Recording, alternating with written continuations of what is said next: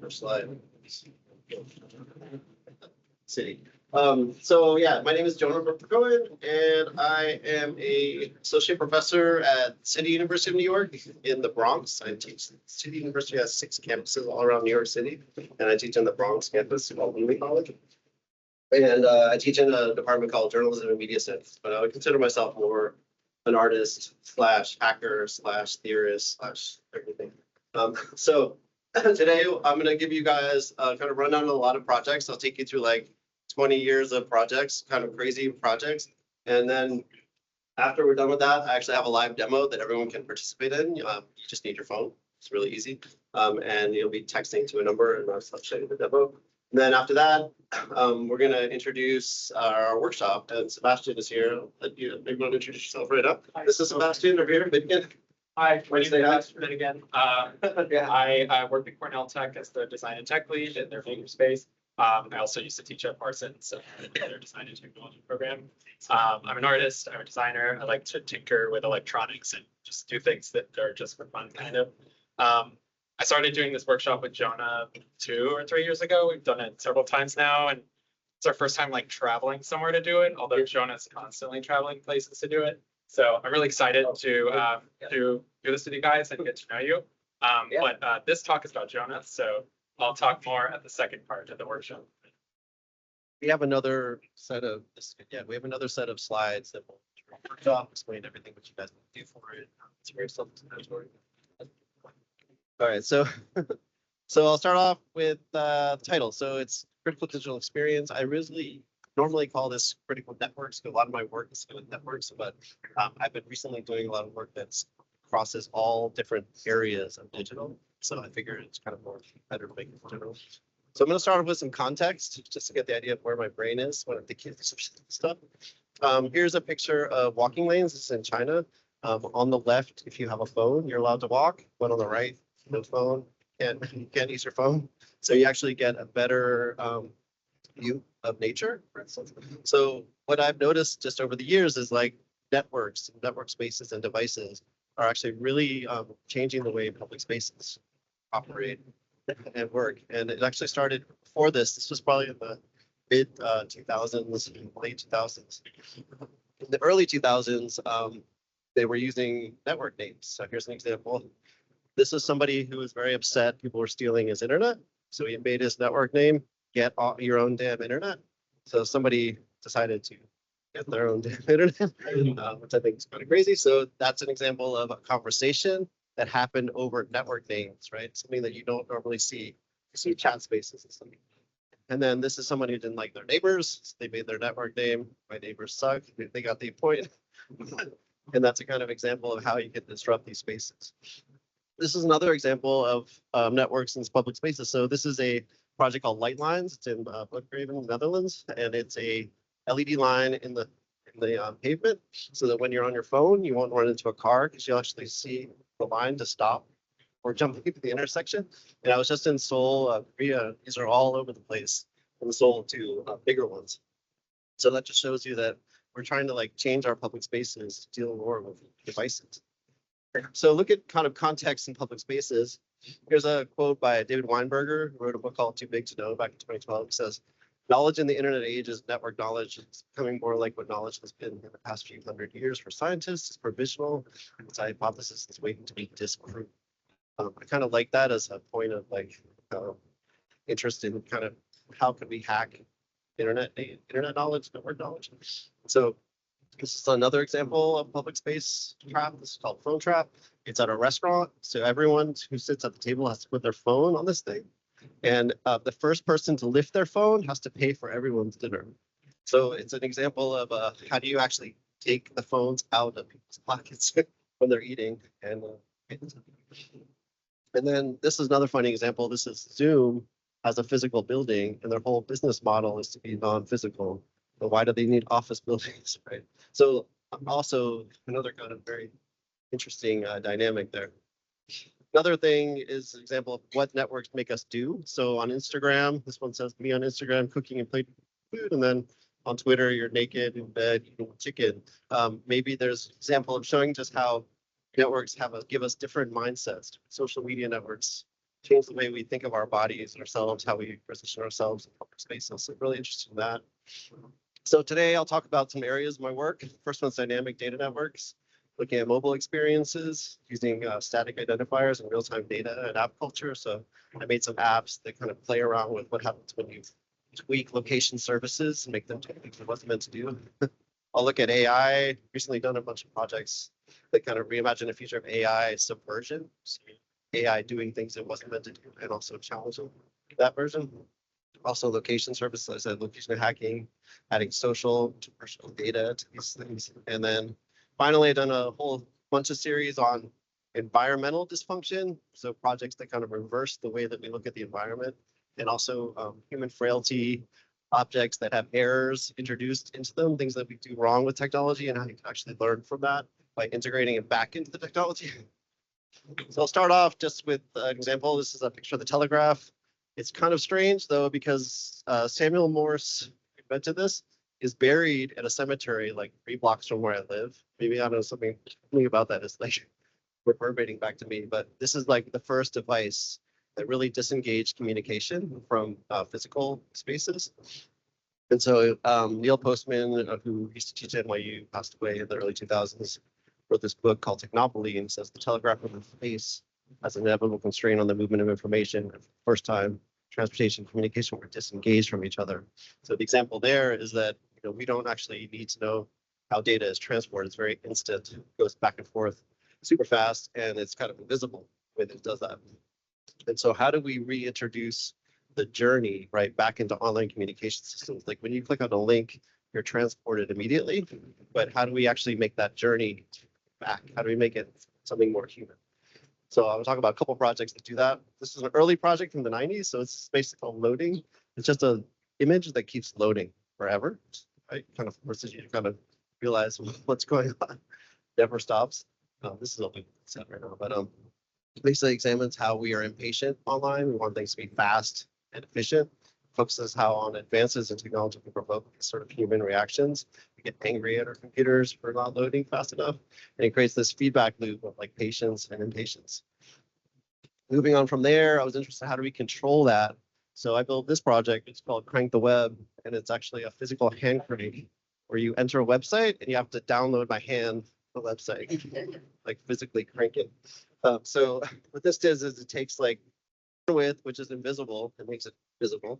It emphasizes physical interaction. Our world is becoming very automated, right? A lot of stuff does stuff for us, especially with AI now. So how do we turn that back or reverse it? And it takes like a 3,000-year-old technology like the crank and turns it into something more modern. So here's a video that I made recently. This project is currently installed in Germany at the ZKM Museum until the end of August. I think the last day is coming up very soon for that show. But it's part of a 30-year retrospective on the browser. So this is considered a piece of early browser art. This is kind of a hack that I did originally that does that. And the coolest thing about it now is like recreating this for that show. It's much easier to do it with today's technology than it was back then when I did it. So you type in your URL, New York Times.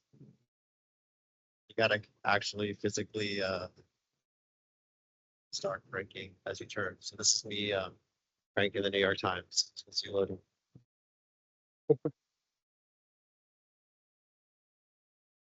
It tells you on the right how fast you're actually cranking, what your modem speed is.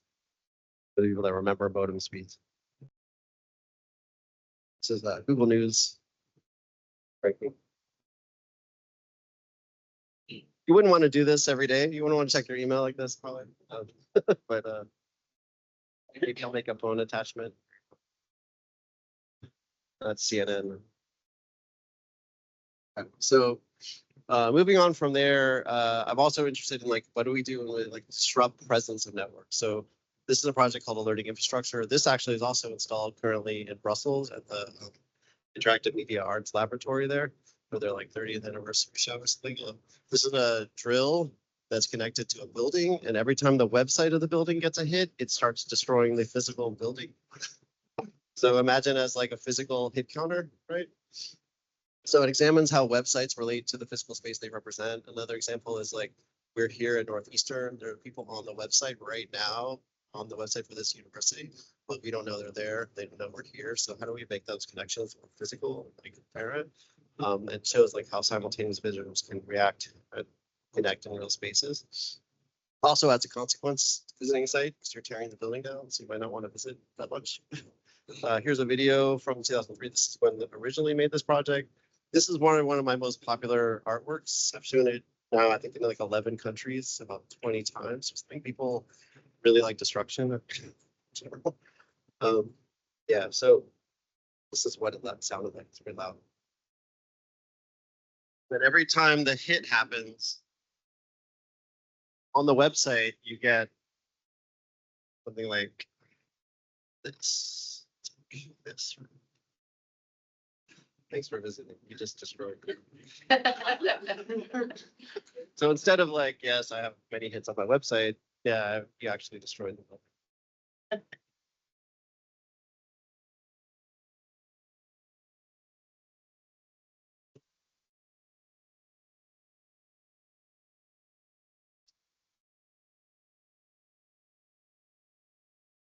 It's been, yeah, active in several different countries to date.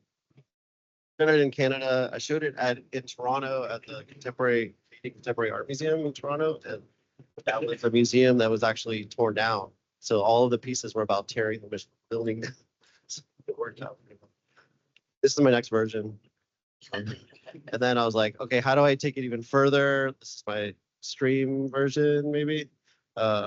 Maybe if I know someone who knows about like I don't know, dynamite, I can do that. So that's the next version stream. And then here's a video of the show right now in Brussels. This is someone walking up to the piece in Brussels. That's how it's installed. And she gets a little freaked out by it. That's what it's like. So they just have it up against a wall. And there's been some modifications to this. Like I added location, so it tells you where the incoming hits are coming from now. And also kind of gives you a perspective on that. Discord.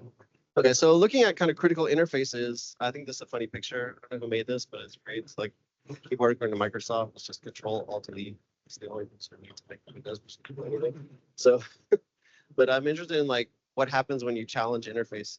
So this is a quote from Donald Norman, who wrote a book called The Invisible Computer. He says, once an infrastructure gets established, it's difficult to change, but they're deeply embedded into the culture of society, so ingrained the way people have lived to learn to live, work, play, and change can take slowly over decades. We've seen that with the desktop interface, right? It's not going away. It's been like that for years. Slowly, it's going away with advent of like iPhones. Slower. So I built a project in 2003. This was a commission I did for the Whitney Museum in New York, and it's currently in the Whitney's permanent collection. And it's called Bump List, and it's a email community for the determined. So it's an email community that only supports 6 users. And when you join it, it bumps somebody off the list. So think of it as like an email list, beats musical chairs, possibly. So it places rules on accepted forms of discourse and examines how constraints and structures of a system can really influence and change a community. We have people that were policing it, like people who didn't, writing the wrong thing on it and like making sure they have their stats up. Things. You can even subscribe to it. If you go to that URL, works, you can try it. I gave this talk once and somebody's like, I'm going to be the champion. Yeah. How many rules are on the bump list? Oh, it has one rule. Okay. No, it's just 6 subscribers. Yeah. Okay, that's the only rule. Yeah. Yeah, but I developed another project that I talked about, but it's like an authoring system. So you can like design. That'll. So moving on from there, I've done a lot of work related to like political displays. So I'll talk about like 3 of those projects. So the first one's called Police State. So it looks at kind of network traffic and how you can visualize it in different ways. So it consists of these little toy police cars. It was part of a bigger project. This is a project called Carnivore. This is the logo for it. It's software developed by a group of artists in New York called Radical Software Group. And Carnivore was like kind of a take on government spying, because after 9/11 in the US, the government wanted to put like packet sniffing software on all ISPs to find like potential terrorists. So an artist group were like, we should just make our own software that does that. We can distribute it so that if everyone spies on everyone else, it's so they gave it to artists. They said, what can we do with it? So I made this project called Police State, and it takes network traffic and it translates it to movement patterns for remote control police cars. So I had 20 of these police cars driving around and on a big platform. And it's looking at kind of how you can reappropriate data, how information can be represented in space. Kind of, how do you strengthen a relationship between like data that's non-tangible and actually tangible things? Like in this case, it's cars. So here's a quick video. This is also like 20 years ago.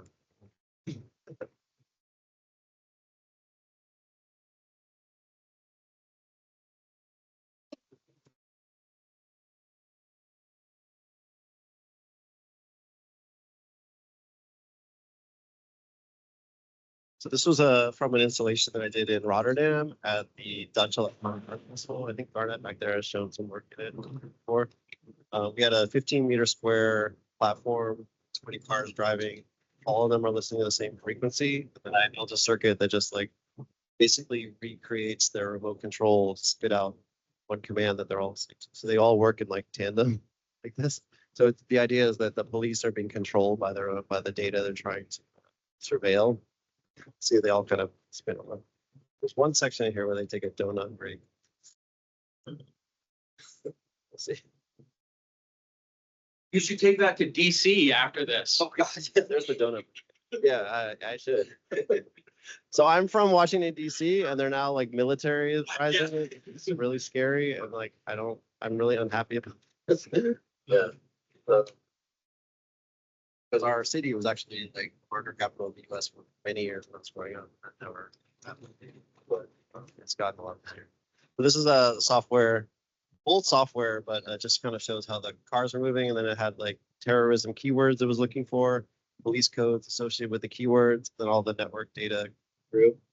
And then it translates the keywords to police codes, which then gets sent to the cars. It's like movement pattern, so like left, right, up, down. Yeah. There. And so you see they kind of all work, so sort of swarm. I think I've shown this project now in like 3 countries. US or 4 countries. Netherlands, Norway, and US. But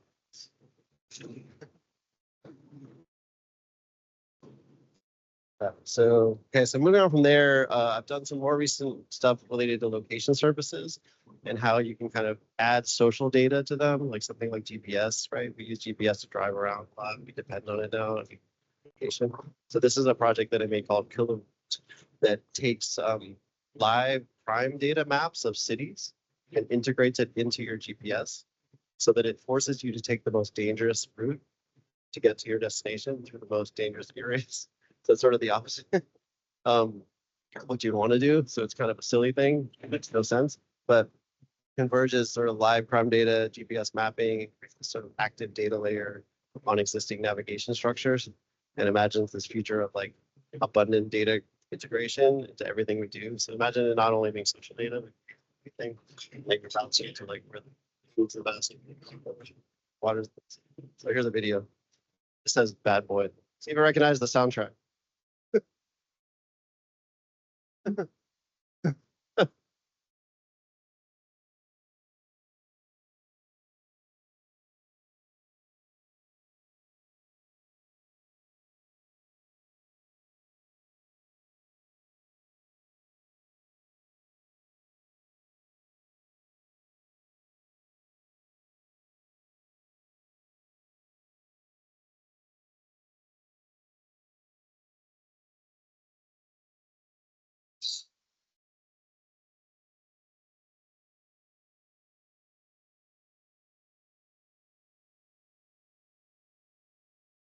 of a silly project.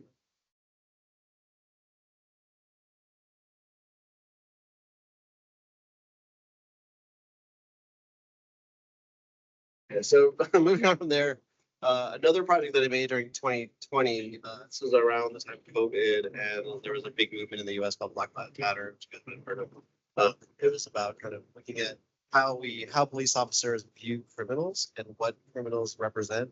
And so this was a collaboration that I did with Mark Ramos. But Mark was up here for SIGGRAPH. And instead of basically doing street signs, you're actually choosing squares with police brutality instead of like crosswalks, to prove you're a human. And then it takes you to a game that's called Police VR Enforcer. It's a game that like trains cops how to act when they stop people in the street or they approach criminals. And so it reimagines Google's reCAPTCHA software to train kind of people on this acceptable behavior by the police using a form of machine learning that brings up the images as we go, and then you kind of keep doing it over time. So we use video game depictions in here and also some of the real footage. And it sort of critically explores this relationship between police violence, virtual training of officers, game interfaces. And the next project after this is about games too. Here's a quick video.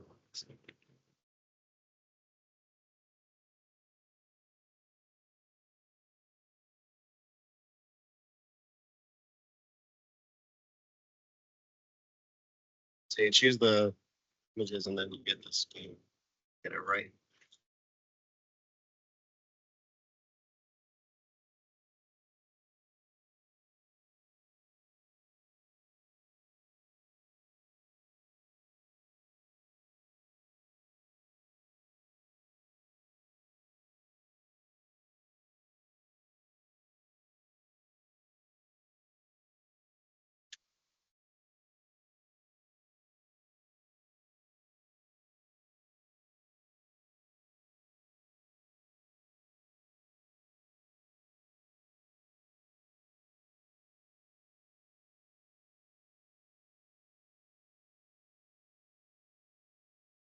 Yeah, so it's looking at like implicit biases, but the game is really based on like, how you would act in these environments. And then the next one looks at gaming, a little bit like what we're doing today. It's a hacked game controller. And this is a hacked Nintendo light gun. It's called Weapon of Protest that I made in 2019. It's a networked object. So it turns the Nintendo light gun into a networked object. So when you click the gun, it emails the National Rifle Association a letter of protest against gun violence and using guns. And so it's using Python to do that and Arduino. So it's a classic, NES hardware object. I actually found the president of the NRA's email on some like message board. I didn't use it. I don't want to get arrested, but it was on there. So you got to hide your email next time you're president or something. And it sort of examines this relation between violent video games and mass shootings. I apologize. The video was made when Trump was first president, so there's like some Trump in this, but I'm not the Trump. So here's a video.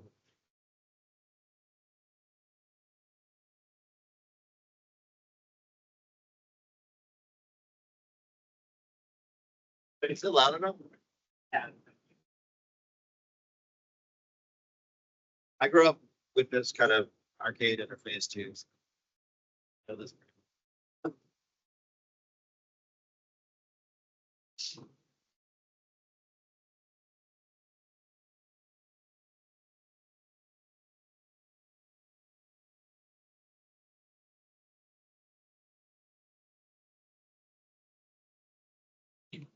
This just looks at mass shootings, which is a big issue in our country.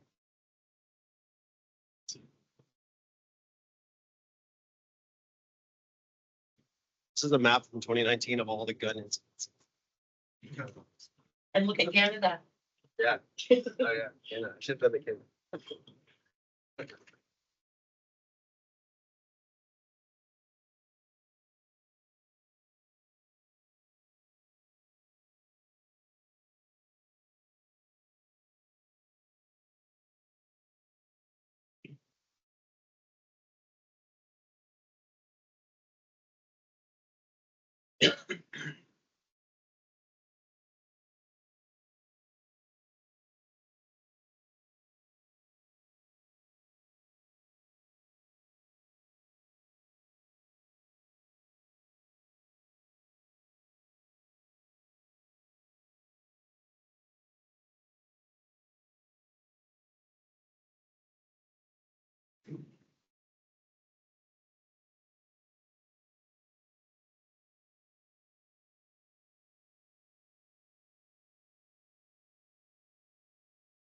Yeah, the email subject heading is change the gun laws, so it into a Gmail account.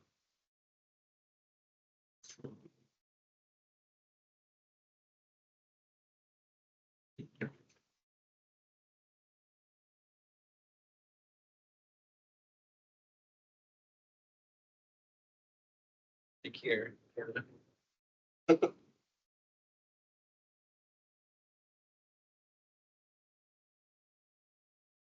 So that's kind of an example of a hacked type of game control. Out there. So I'll move into a couple other projects that look at app culture and kind of cloud storage, something that we hear about a lot. So we are losing our memory to cloud storage. I asked my students this: if I deleted your address book, I asked you guys, how many of those numbers would you remember? People are like, maybe one. So that's kind of true. This is another funny thing I found. I finally realized that people are pushing phones. And an example of a conversation. But first, here's a quote from David Brooks, who wrote this great article from New York Times back in 2007 called The Outsourced Brain. He says, I thought that the magic of information was that it allowed us to know more, but then I realized the magic of information was that it allows us to know less. So it actually, he's talking about memory systems, right? And he says it provides us with these external cognitive servants, silicon memory systems, filters, constant preference algorithms, and network knowledge. We burden these servants and liberate ourselves. All these things store support information for us. We don't need to do it. So an example of this is this conversation, which hopefully none of you guys have had, but I think it's kind of crazy. Hey, babe. Who is this? Sorry, I lost all my contact. The answer is your boyfriend. Uh-oh. Jake. Shit. So that's a kind of funny conversation, but like that's actually something that could be happening now that we have. So a couple cell phone projects that I'll talk about. The first one was I got a commission by a hospital in the Bronx to do a project for their waiting rooms. So they have waiting rooms with lots of TVs, and nobody's like just watching daytime TV. So this is a project that I made called Healing Destinations. It's a big kind of globe that sits on the TVs, and it has a SMS interface. So you can basically send it a location or a feeling or a food or something that reminds you of home to get your brain off of being in a hospital. And it will take you to those destinations. So this is a example, kind of what it was. Spend a lot of time in waiting rooms for hospitals, but just to kind of like research this thing.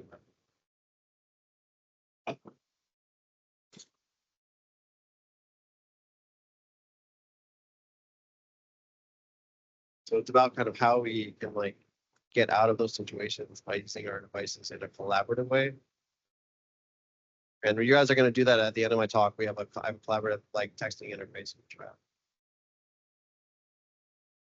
So when you type in a word, it basically takes you to that destination. It pins you on the map, and it shows all the locations that people went to. So you can start having like conversations with people that maybe you might not.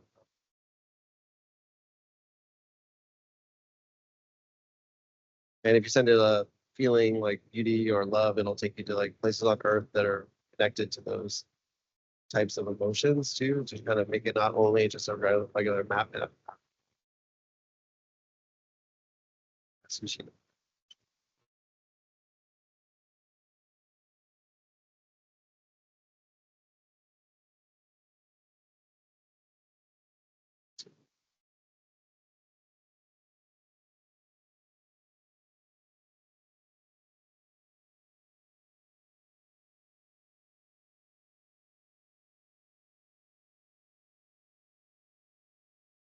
And the cool thing about this project was that the database, I used Wikipedia. I actually tapped into the Wikipedia API, got all of the locations and data and images. So it's pretty cool to use those type of things. All right, so skip this. All right, and then another group interaction feedback project, which I'll show you guys at the end of this, is called Lively. And there's another one that I made that's open source. While I was at Cornell working on the workshop, I built this toolkit called Brucker-Cohen, which is a similar kind of thing. It allows you to like text a public space up the screen and everyone's text show up. So we'll do that in a second. But it allows people to like have a conversation in public space without like saying who they are. It can be anonymous, and you can still like kind of take jabs at people without anyone really knowing, but also be like, pretty cool. And it filters like 14 million bad words. Let's crack that. And we'll do a demo at the end of the talk. I'll just show you that rhetorical kind of looks like this. It's like a bunch of messages that people send in public space. So as you send your message, it shows up screen and kind of floats around in 3D. And this is like an active 3D space that you can like drag around, zoom in, everyone's message shows up. And it kind of like connects people that way. A lot of stuff. We'll play around with that in a second. So this is really, it's an open source tool. It uses WebGL for the rendering.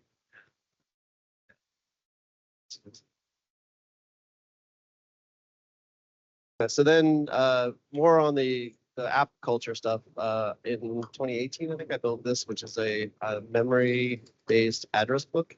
So imagine your address book, but it has a sense of memory. And over time, if you don't contact people, their names start getting deleted off your address book. Their names and letters in their names. So it's sort of a native iOS address book. Yeah, that starts decaying people if you don't contact them. Kind of like how we do in real life. You don't have contact with our friend, just forget about it. So numbers deteriorate, fade away, contacts only stay if they remain relevant. So here's a quick video. This is like a minute.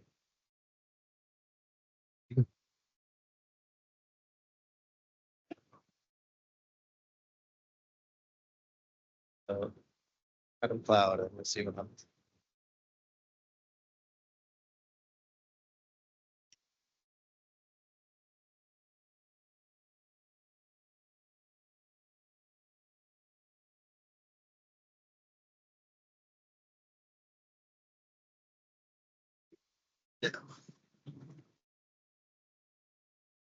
So think of it as a time-sensitive address book.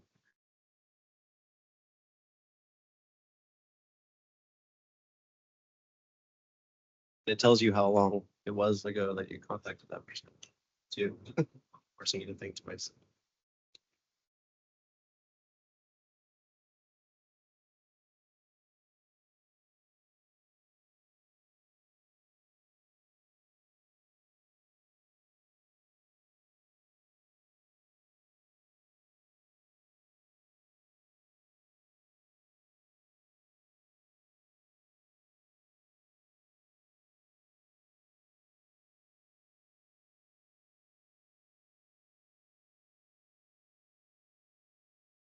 Yeah, it forces you to actually find those people in real life and get their numbers back. Yeah. This also happens on social media. We have tons of friends that we don't contact, but they're still in our friends list, right? So it should happen your Facebook first.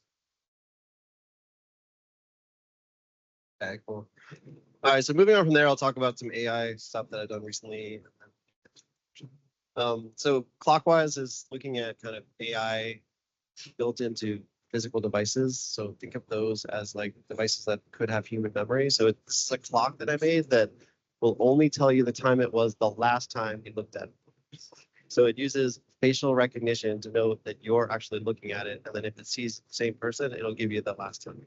So it kind of imagine as like a clock with human memory. It's web-based, it'll run on a phone, it'll run in a browser. Try it out, I'll give it a link. It's inspired by the German psychologist Hermann Ebbinghaus in the 1880s. He said, basically found that within an hour of learning new information, we forget about 50% of that data. It's kind of like when you go to a party and tell you your name, just like forget it after 2 minutes. So it challenges our memory retention, displays the time of our last glance, compelling us to reinforce where we go. Last time, it's a quick video.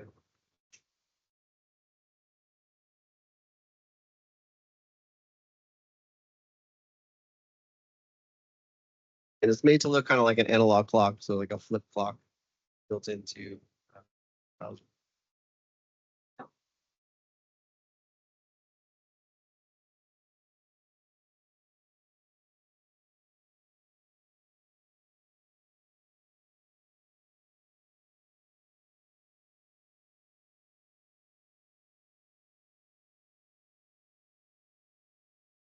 just kind of forgetting.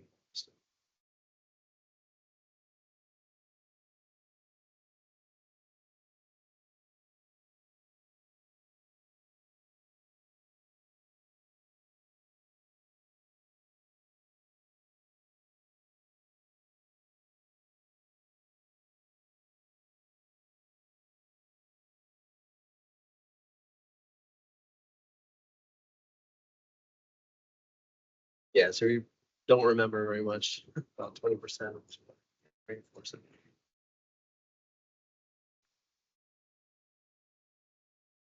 So a couple last few projects, also looking at AI. This is a mouse that will only kind of allow you to use your hard drive maybe once or twice. And if it sees you using it too many times, it stops clicking on things.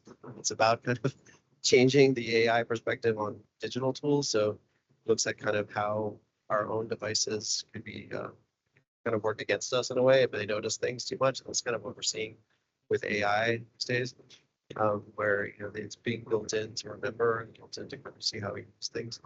And so it imagines this contextual shift in the future of desktop interfaces. This one, and then there's the next project is also about that too. It's called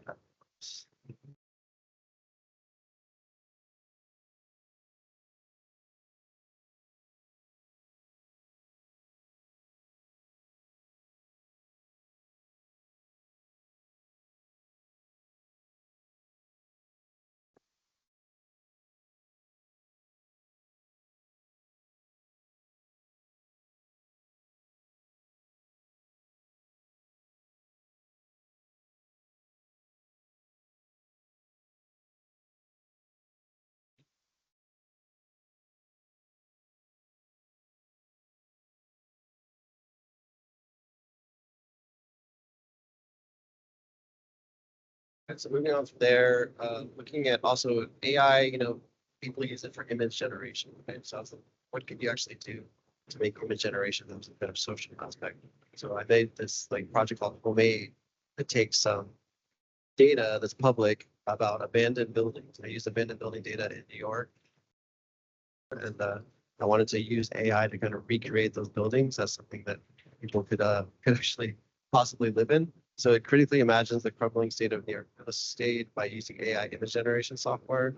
There's a site called Open Data City. There's also one in every city now. And it takes those data, those dilapidated structures, kind of reimagines them. So it's something like this. So you might have a structure like that, and then you run it through this project, and it makes like a real estate site of what these buildings could look like when they're fixed up with AI, maybe in the future. Yeah. Okay. So then, and then the last one is a new project I just did called Subtask that looks at kind of all of the hidden labor that AI and crowdsourced labor spaces use. So you guys heard of Mechanical Turk, maybe, right? So that's like, yeah, it's like Amazon online labor source. That, and then there's one called Appen, which is like an AI-based labor source where they AI tasks kind of fix things on websites. This is a Chrome extension that exposes all the hidden tasks that are happening on the websites you're looking at. It's just kind of crazy. So you can actually see it works on any page as well. You can see like what's there. I'll show you some examples, and it amplifies our ability and sort of laziness to complete tasks. You can install it. You can some tasks. I say, and try it out. But the screenshots. So this is an example of the Google News site. So it shows you like what tasks were done by Amazon Turk, Appen, which is like an AI marketplace, Amazon, Mechanical Turk, and then some examples of this. Like I had to label 1,000 images before I saw $1. It's kind of sad. These are like people are saying about their work. Every minute was logged, and so how those sites are actually not paying people well enough. They're actually doing these tasks. And then the last one I think is about this. It's a calendar that I made called Expression of Memory, where you actually you train it on where on points in your life that you remember having an emotional response to. And then when you look at your the calendar based on what your expression is, it'll bring up those dates. Think of it like a calendar where if you smile at it, it shows your happy points in your life. If you frown at it, it shows you like when you got in a car accident. Not good. But it's kind of looking at kind of all of these emotion-based memory. And there's Freud did a lot of research on that. Bauer studies on memory about this. And it's possibly demo in this class. So imagine a calendar that remembers your emotional state. This is a quick video.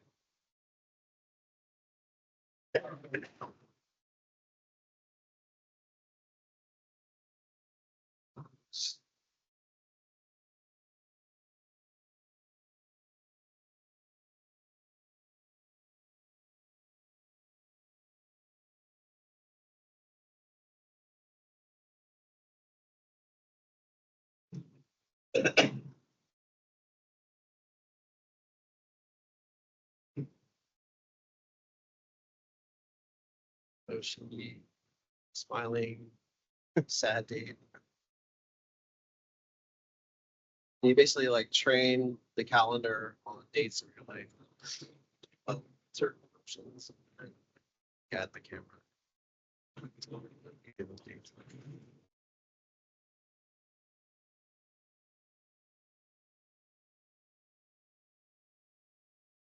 Yeah, happy, sad.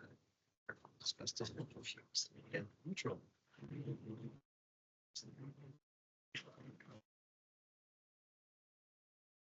So it's going to happen at some point where devices will start having these kind of things, facial recognition, knowing your.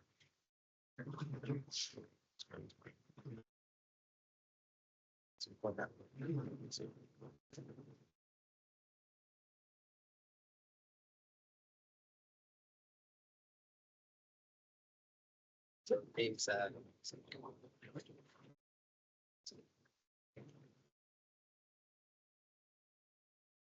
Go to that website. And then the last one is Saber. It's a free plugin for Google Docs that will only allow you to save your document if it's free of spelling mistakes or grammatical errors. So it's using AI to kind of check your document. And it kind of thinks about this future of AI embedded in everything. Quick video of this. This is free, open source. It's available on the website and pretty easy to install. So this is me like typing something very wrong. Story with like too many O's and trying to save it. Not working. Get a pop-up, unable to save.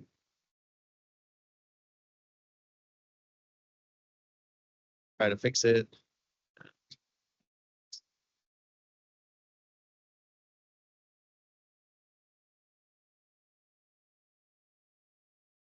Same thing. I'm gonna skip ahead a little bit.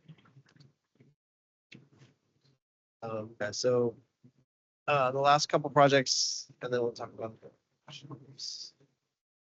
I'll just get into that now. So the last ones are really about like environmental science. The last slide is about a workshop that I'm running, and Sebastian and I are running it together right after this. And so you guys want to do it. It's called the Scrapyard Challenge. It started 2003 with Catherine, with Waukee, Professor Parson, Sebastian. And it's really about like invention and discovery, imagining discarded objects, creating new interfaces. So we taught an electronic class. People had a circuit, but they didn't have an idea after that. They just had the circuit. So we're like, we want people to actually come up with ideas. We'll start there. So that's kind of how the Scrapyard Challenge started. It was when I was living in Ireland at the time, running an organization there about the democratization of technology. And we've held it in 17 countries, 5 continents, at the time. So this is a video of the most recent one, what you guys are going to do. So this is an arcade controller workshop. This is one version of this workshop I ran last year, last summer at NYU. And this is kind of to get you guys psyched about what you're doing. And we have another little slide deck too to explain it. So, yeah, but I might show this after that.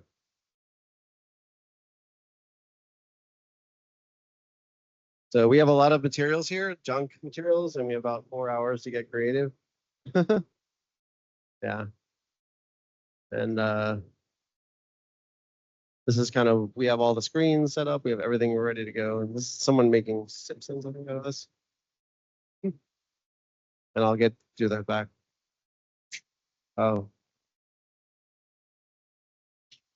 Okay, I'm gonna skip this and we'll go into the end. So I'll do that in a second. So anyway, so this is just a guide to the projects that I'm doing that maybe some of you guys could follow. Subvert network ubiquity, replace context, subvert standards. These are all types of things that I kind of like approach when I'm thinking about projects.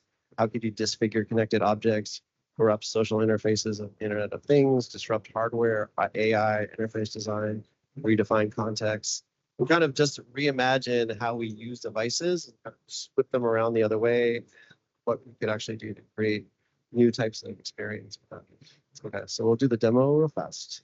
So everyone has to get out their phones for this. Try it. This is basically like, what is your critical idea? It's on here. So there's a number at the top of the page. You just text something to that number. So we can test. And then when you do it, you can either WhatsApp it to the bottom number or you can text it to the top number.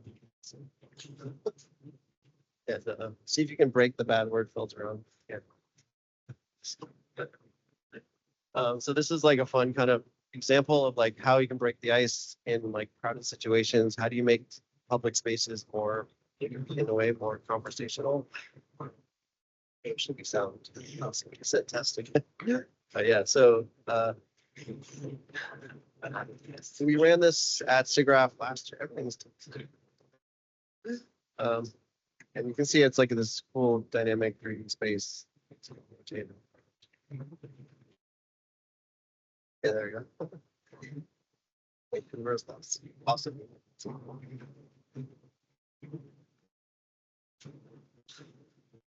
Yeah, like showed up. This actually supports emojis. Try sending emojis. They'll show up as weird black and white.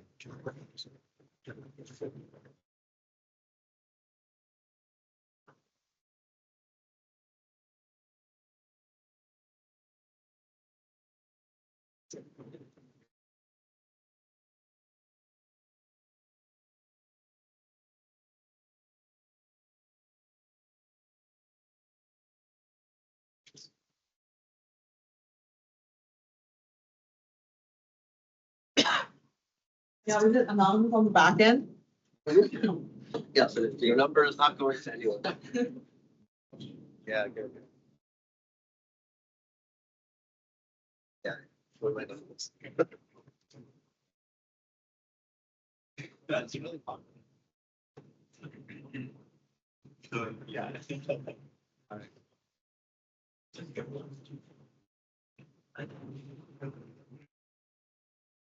Everyone's hopefully seeing their message. Maybe it was. Is it? Oh, it is. But that's.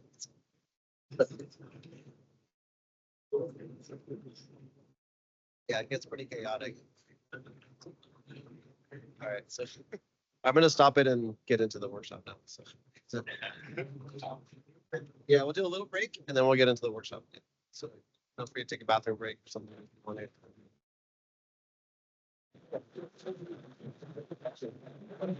I can take questions too while. I have an extra mic. Questions, anyone? Have to get into the workshop, like. Yeah, going into the workshop. Okay, perfect. That's fine with me. Okay. Yeah, we have. Test. Yeah, this is about very early on where you showed some images about network spaces, like for the transport. What do you consider the difference between network space and like usability? Oh, Right together, or it's like network space kind of I think usability like assumes that it's going to be. The crosswalk stuff, not everyone pays attention to, even with those things there. I would say the space, but those existed. But it just depends. And also the environment. So they're designed pretty well. That's things I've been thinking in general, just kind of like better use for complex spaces, like just so that. So yeah.